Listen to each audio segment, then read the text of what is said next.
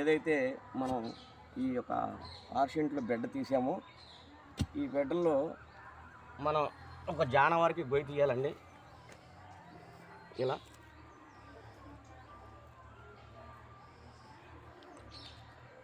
ఈ గొయ్యి తీసిన తర్వాత మేము 1 లీటర్ జీవామృతం అనేది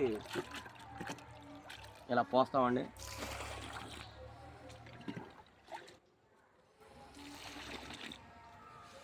ఈ జీవామృతం అనేది ఆ గోతులో పీల్చేసుకుంటుంది అనమాట. పీల్చేసుకున్న తర్వాత